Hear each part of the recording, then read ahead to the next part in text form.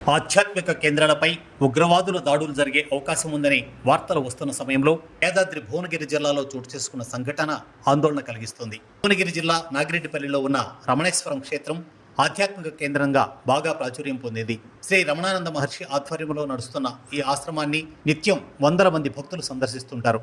సహస్ర శివలింగాలు, జలలింగాలు, బంగారు శివలింగంతో ప్రతిష్ఠితమైన golden temple, దశమహావిద్యలు, నవదుర్గలు ఇలా ఓ వేదాశ్రమమే అక్కడ కొలువై ఉంది.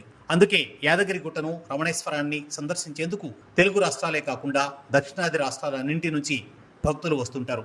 అనుమతి లేకుండా లోపలికి ప్రవేశించే అవకాశం కూడా ఉండదు. అలాంటి చోట గుర్తు తెలియని వ్యక్తులు ఆశ్రమాన్ని టార్గెట్ చేశారనేందుకు జరిగిన సంఘటన ఉదాహరణ. రాత్రి వేళలో ప్రత్యేకంగా డ్రోన్ల సహాయంతో ఆశ్రమ ప్రాంగణం అంతా క్షుణ్ణంగా పరిశీలించారు. ఒకటి కాదు, రెండు కాదు, ఏకంగా 3 డ్రోన్లు ఆశ్రమ ప్రాంగణంలో తిరిగాయి. తిరుగుతున్న డ్రోన్ల వివరాలు తెలియక భక్తులు ఒక్కసారిగా ఉలిక్కిపడ్డారు.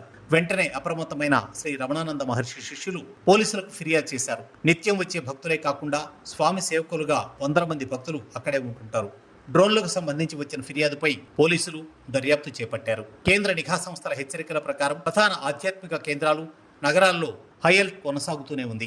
2 తెలుగు రాష్ట్రాల్లోని 14 ప్రదేశాలను అత్యంత సున్నితమైన హై అలర్ట్ జోన్లుగా అధికారులు గుర్తించారు. అయితే వాటిలో రమణేశ్వరం వంటి ఆశ్రమాలు లేవు.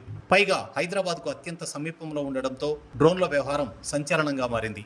తెలంగాణలో కొన్ని సున్నితమైన ప్రదేశాలను కేంద్ర నిఘా సంస్థలు గుర్తించాయి. గతంలో జరిగిన సంఘటనల ఆధారంగా ఉగ్రవాదుల కదలికలు, వారి సానుభూతి పరులు ఉంటారనే సందేహంతో ఈ జాగ్రత్తలు తీసుకున్నారు. అయితే ఇప్పటి వరకు అలాంటి పరిస్థితి లేని ఆశ్రమాల విషయంలోనూ జాగ్రత్తలు తీసుకోవాలని భక్తులు కోరుతున్నారు.